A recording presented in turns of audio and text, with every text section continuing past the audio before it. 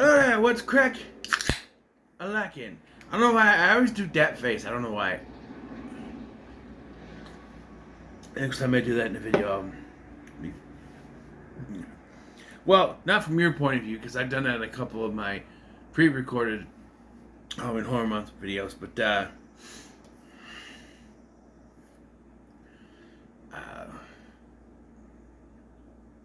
well, I'm pretty sure I'll do more videos between then, but so being as was pre-recording, I'm still on for Halloween Horror Month, and I'm pretty much almost halfway through. Let's look here. I done 16 reviews, but 2 of those were a twofer on the same day. So 15 days recorded. So I decided to take a break from that and take a trip in time back to 2016, 10 years ago. Yes, and see what movie films were around. There's going through these. So I got a lot. I'm gonna do. This is my top 10 2016 movies, and I have a bunch of honorable mentions, and then I'm gonna bring up some of the other ones that I've seen from 2016, but don't belong in there. So for the honorable mentions, I actually do have the physical media here. For all the other ones, I'm just going to name them off. But I have one special dishonorable mention I want to talk about.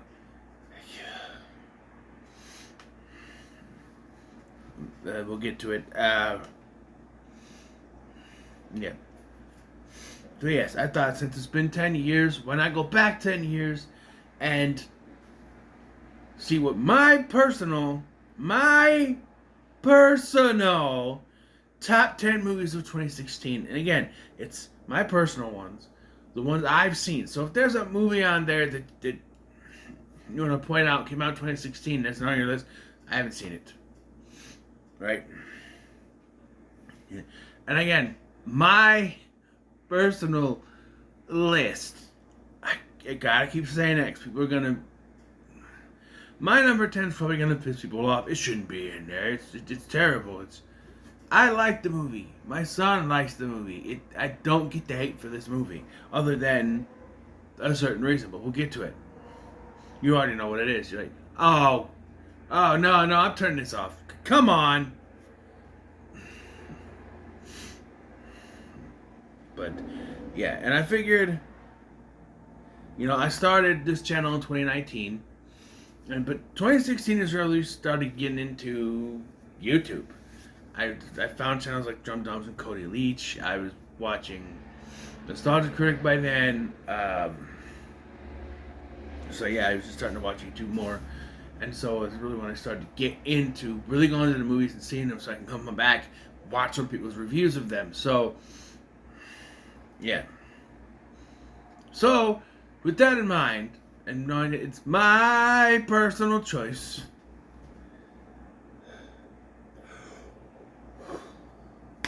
no yawning. We start off with number 10.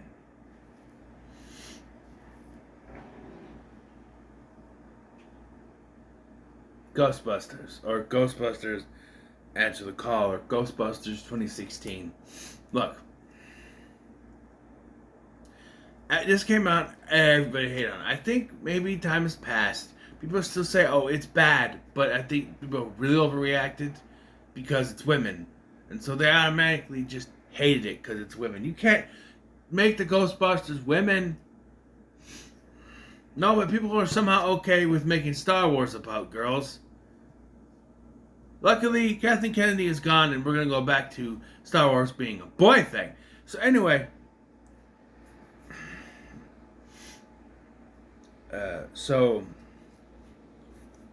yeah, I like everyone in this. With me and Kristen, we don't completely get along, but she's fine in this. I actually don't mind Kate McKinnon. I think she's kind of funny. She's in a movie of her own in this, but it's pretty good. The villain is kind of weak, but I do like that I always like that he turned into the Ghostbusters logo. It's just like, yeah, That logo's never played a part other than it's the logo. So now having to be the big monster, yeah, cool. But yeah. Into my nose.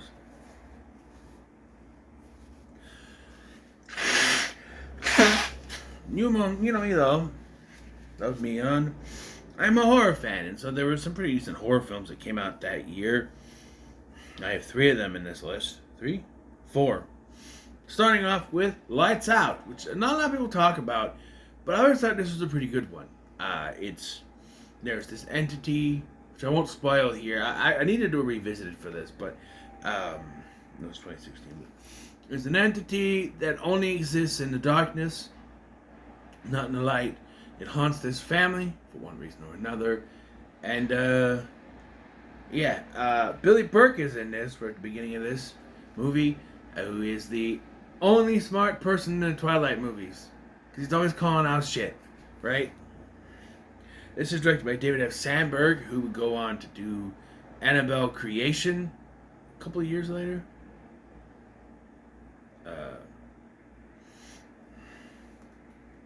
And he would, it's produced by James Wan.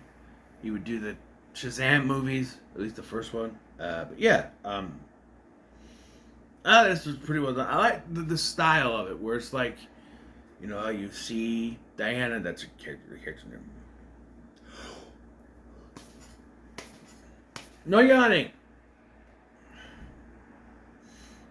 But yeah, I always liked the feel of this movie. But I do want to point out Gabriel Bateman. He's my least favorite in this. He got better by the Child's Play remake, but he's not so good in this movie.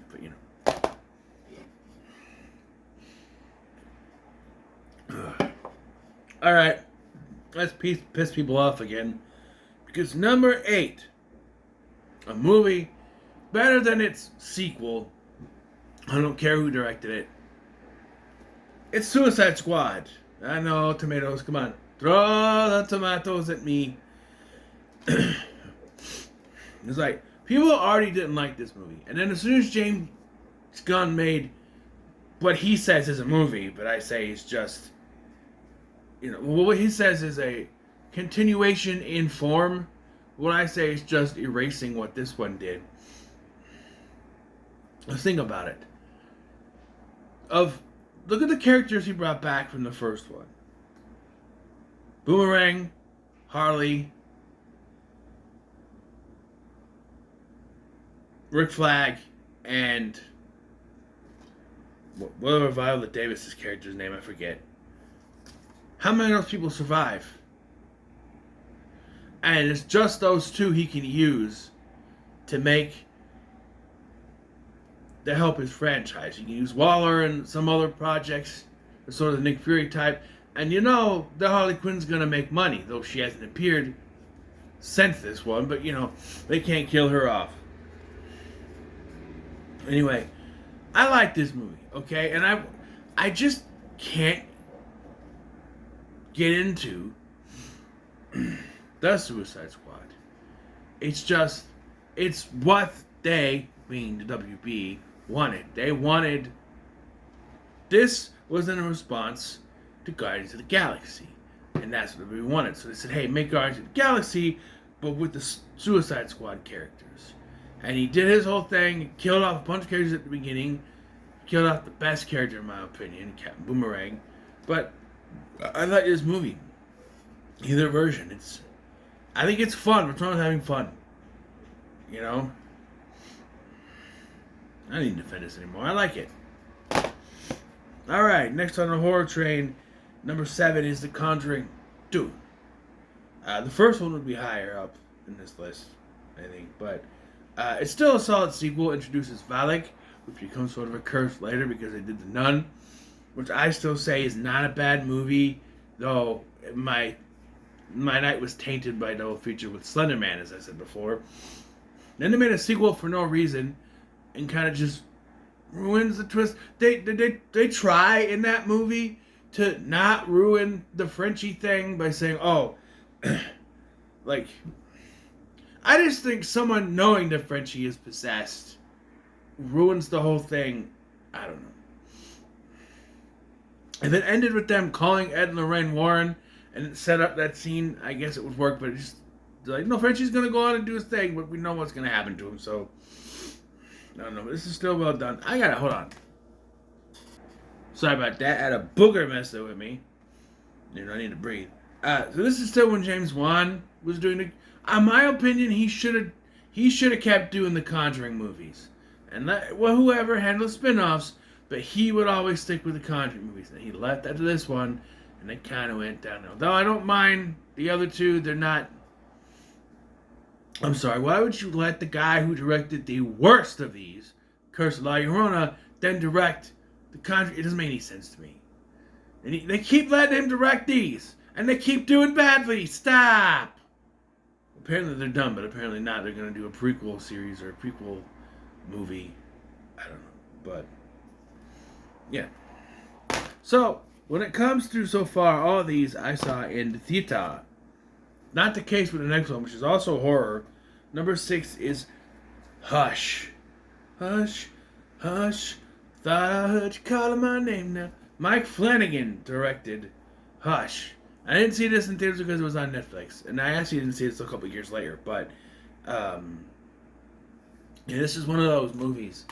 It's very well done. The main character is deaf and mute, so we have to, there's not a lot of dialogue. There's some dialogue, but then there's not a lot of sound either. So she's just sort of sneaking around. She's got to make sure this guy doesn't kill her, and trying to convince him not to do it, and all that. It's very well done, and it hasn't been anyone else who probably wouldn't have worked. Mike Flanagan makes it work, and yeah, this is one of those where it was on Netflix, right, and then it just disappeared.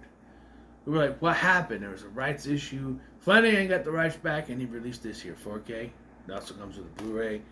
There's the noir version, or the shush cut, I guess.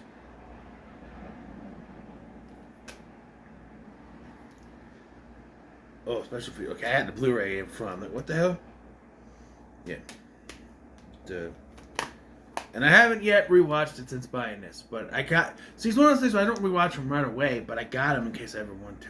So, yeah. All right. Next is a movie I did see in the theater with a friend of mine, and we didn't even plan it. I just bumped into him, and he's like, I'm seeing Deadpool. He goes, well, me too. Okay, so we sat next to each other. Deadpool. I just spoiled her saying it, but yeah, Deadpool. Yeah, and in retrospect, I think it was one of those lightning in the bottle things. The second one, the more I watch the second one, the more most of the film. Like I remember when I went to see the second one, right? When they kill, spoiler off, in case you haven't seen it. I'm fucking. When they kill Vanessa off, I'm like. Because, like, why do you need to do that? Like, he needs to have a story. Let's kill off his wife. And after going through all that to save her in the first one with the... Right? Oh, it's Deadpool. You're supposed to be serious. Well, they proved that with the ending of that. And I'm like... And then when he turns back time, it's just like... I don't understand now. So I was like, why kill her off or why have him go through all that in the first one if you're just going to kill her off? And then by the end, I'm like, well, why kill her off if you're just going to reverse that and not even play it? And then, I was praying by the third one and just like, she's dead, which probably would have worked better for the plot. Where it's like, imagine, right? He lost Vanessa. So he's got a family, but now look at this. He's got sort of the family team, whatever. That's what the second one was about, right? But he's like, oh, well, they fixed... Because they never have an excuse. Oh, they fixed Cable's machine, and he went back to the future. And, which, technically, his future wouldn't exist no more, but...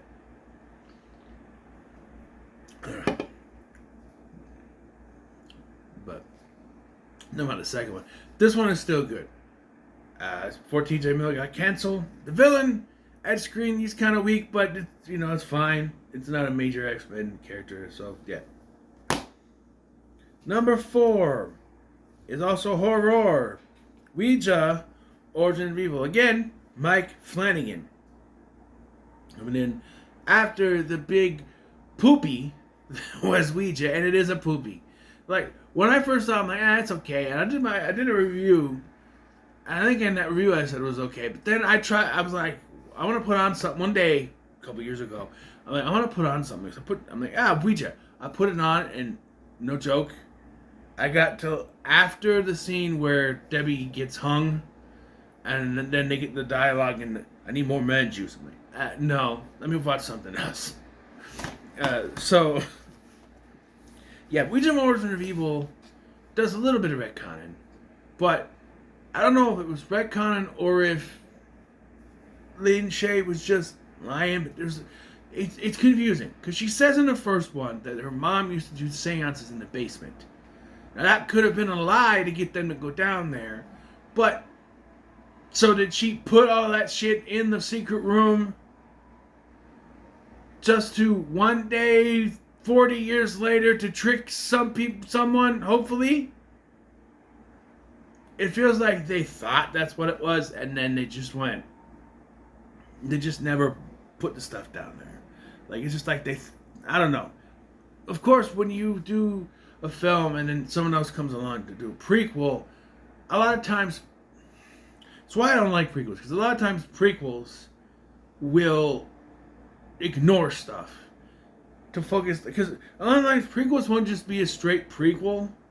They're trying to further the franchise now, or they're trying to they have to wink and nod at the previous film, which is fine, but a lot of times they're not prequels. Like, look at the X-Men prequels, right?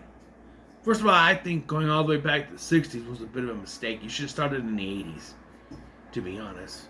Because, admittedly, like, you start in the 60s and be like, okay, we can jump 10 years each time without aging the cast. So it's like, they should be old by the time you get to Dark Phoenix, but they look the same. Right? Everyone pointed out that James McAvoy and Michael Fassbender would look 60 in 10 years, but they're only in their early 40s here. Yeah. But, where was I? Yeah, so, to prequels. Sometimes prequels, they don't always, because I'm like, if I'm doing a prequel, I'm going to do a prequel that lines up with the first one. And they don't necessarily, so they try to. This one does a better job at it, while also kind of having to retcon some stuff. Because the one question I always have is, well, how did all that shit get in that little room? Did Lena put it in? That's Lin Shaye's character. Did she put it in there to convince someone that's what they were doing? Because it makes no sense otherwise. Was it just stored in there? And if it was stored in there, why is it set up like they're doing seance? No one knew about the room, but I don't know. But it's still a good movie. And young Lulu Wilson here, who's now up and killing people as Becky, did a pretty good job. As she would also in the Annabelle creation. Alright. Number 3 in the horror category is Don't Breathe. Yes, Don't Breathe. And the trailer, I remember seeing the trailer of this and like, this looks really good. Then you go see the movie. And all the twists and turns this movie takes, like, when they find that woman in the basement, it's like, oh, shit. But then, once they reveal what, like, is going on with her, you're like, oh, like who she is, oh, shit. And then once it's revealed why she was down there and what he did to her, oh, shit. It's just like, yeah, I wish they would have just continued a sequel with Rocky, but she was unavailable apparently. I don't know, but that's another thing is that the director. Another thing where the director leaves, and so we get a sequel that's trying to make him the good guy, even though we know all the bad shit that he did. But yeah. Number 2. Hoo-hoo. I'm not done pissing people off.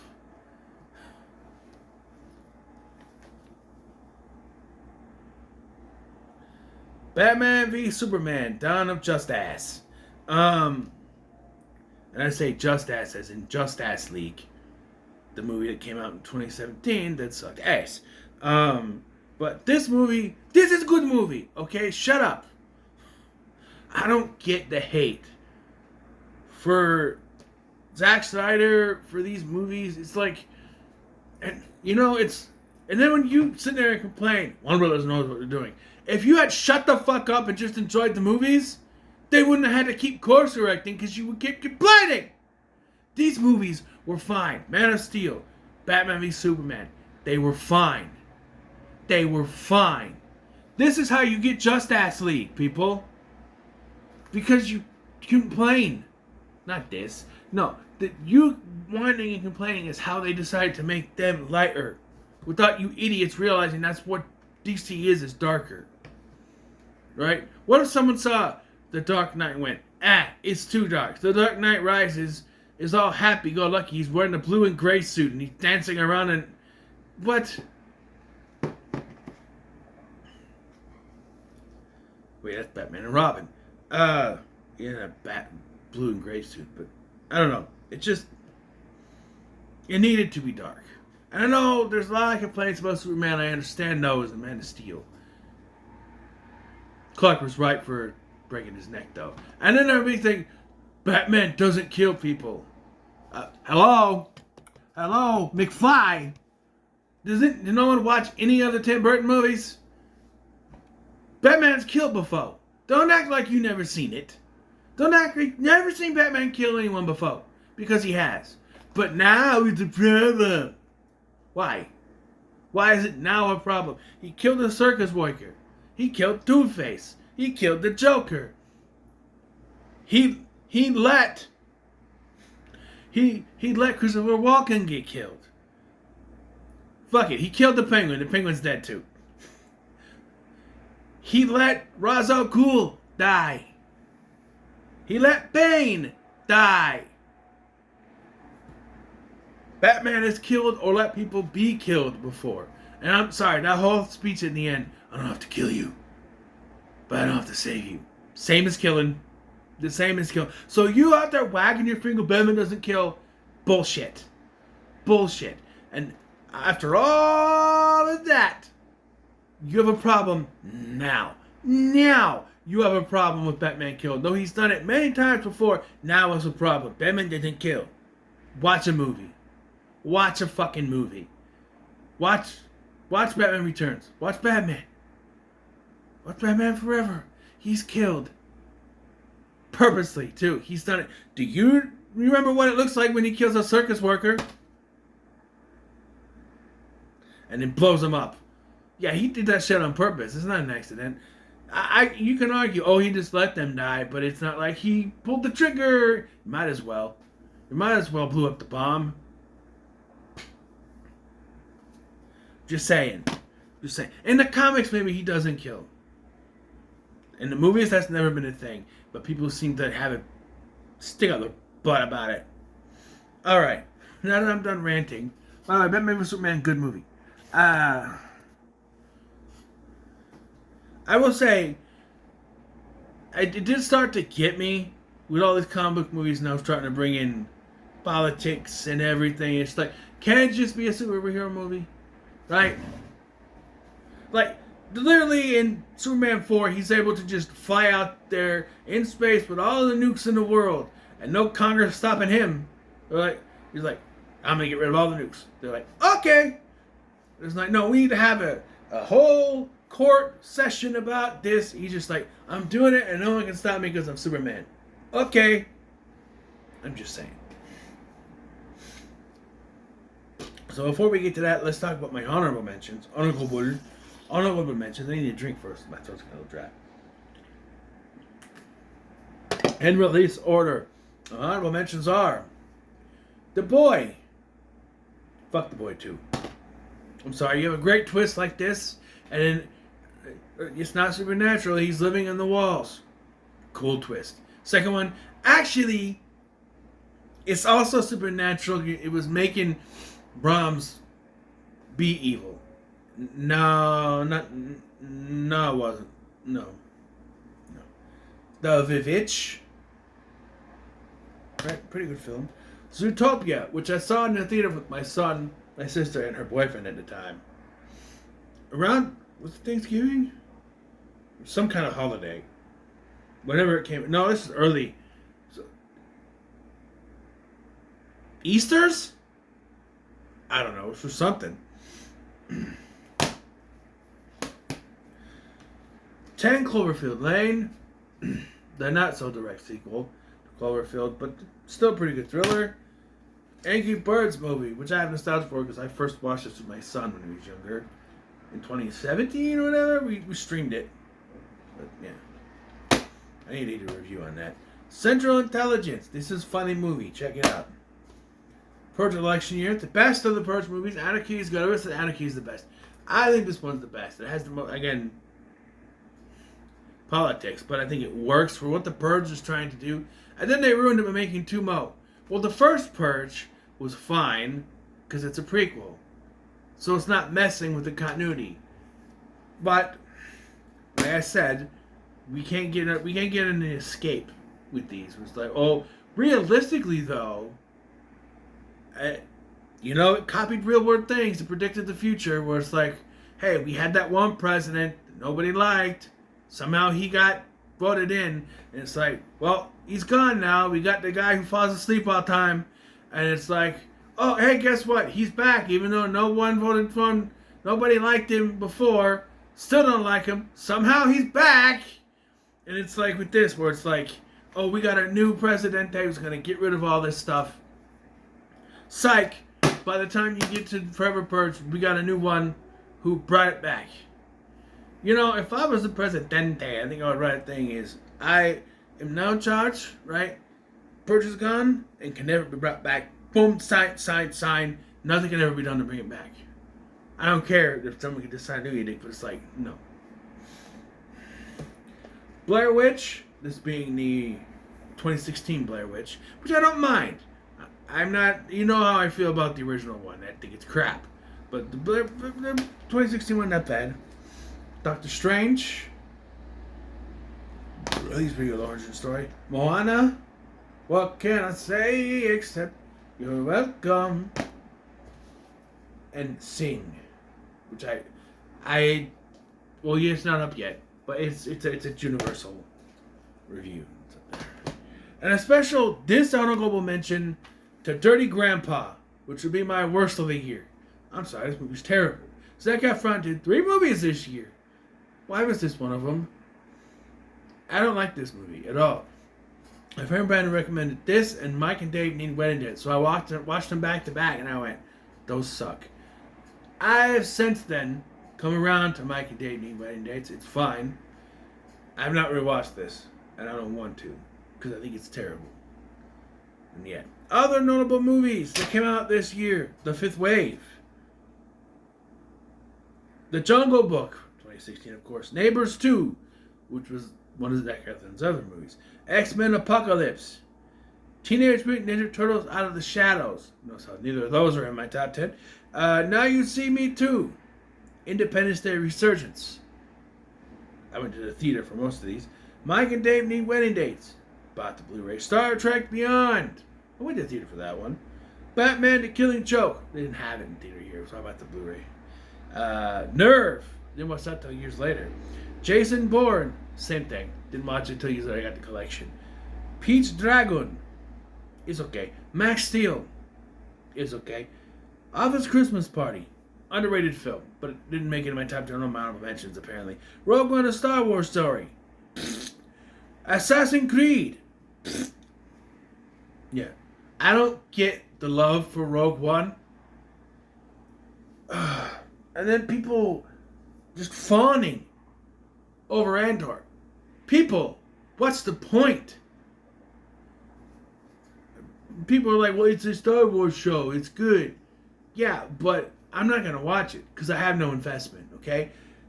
Bar from what I watched Rogue One in theaters and maybe once, I think I showed Big LT. Not that he remembers that, but his memory's not so good. I did it for the review, right? So at least 3 times I've watched that. But I have no interest in ever watching it again unless I'm doing a revisited or something. Because I had no investment in these characters. The first time I watched it, I was. But once they're... Spoiler alert. It's like, oh, they die at the end. I have no reason to go back to this. Why did you buy it? Because it's Star Wars. I have no reason to go back to this. There's no investment. The characters are going to die. And then like, hey, we're doing an Andor series based on that Cassian guy. I'm like, well, that's going to suck. No one's going to watch that. No one's going to care because you already know the character's going to end up dead in a future project. And then everyone loved it. And then it got a second season for some fucking reason. I'm like, why is this thing so popular? Nobody should be watching this. They should be dismissing it because you can't. And people are like, oh, it's so good. The storytelling's so good. How can the storytelling be good? How could you get invested knowing this character is going to die and it's going to go nowhere? I don't get it. And I try to argue this. And people go, well, it doesn't matter. Yes, it does. I'm sorry, but it does. I'm ranting about something that's not even a part of this video. Can he get invested? Like, let's say I started to watch the first episode of Andor, right? And I'm just like, I probably should like all the twists and turns. Because it's one of those things where you know they're going to do the thing. Oh no, is he going to die? No, because he's going to die in Rogue One. Oh my god, he got blown up. No, he didn't, because he doesn't die yet. There's no... That's why I don't like prequels. Because there's no suspense. Because you know they're not going to die till Rogue One happens. So there's no suspense. There's no reason to care about any of these characters. Anyway, done ranting. Number 1. Captain America Civil War. You knew that's what it was going to be. I went through all the movies that I've seen from 2016. Yeah, that rhymes. Here it is. It's not the best, but it's up there. It's in my top 10 at least, I think, of the MCU as a whole. And on the whole, I think it's pretty well done. And, you know, people arguing, which side are you on? Team Cap or Team Iron Man? The only correct choice is Team Cap. If you are on Team Iron Man, you're stupid. Team Iron Man equals slavery, for God's sake. And you sitting there going, no. What do they want? They want to put shackles. They want the government to control the Avengers. They want the Avengers under government control, and no government should ever have that type of power. Didn't think about that, did you? Suddenly, everyone's starting to go over to Cap's side now, aren't they? Because it's the only choice. Is it freedom, William Wallace, or slavery? And it's like, well, it's not like that. It is. Because I guarantee it'd be one of those situations where we need to go out and we need to help. Nope, stay behind. We can handle this. And people are going to die because they won't let the Avengers go out and do it because they're too much of a liability. The government wants control. It's not like hide. That's what it was about. The government wanted control of the Avengers. I bet you they didn't even care people died. They just went, I bet we could use this to gain control of the Avengers. And they used it. They used the humanity in some of these people. Even a robot who has no humanity but somehow feels it. Yeah, it never made any sense that Vision was on Iron Man's side. Well, maybe it does, because he has no humanity. But like, would they use people dying as a way to get them to go in? Right? I don't know.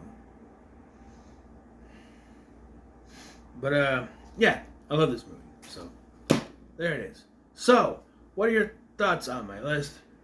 What is your list? What was your top 10 of 2016? Let me comment so much, like, share, and subscribe. Thank you for watching. I'm Scott. I'll see you in the next one.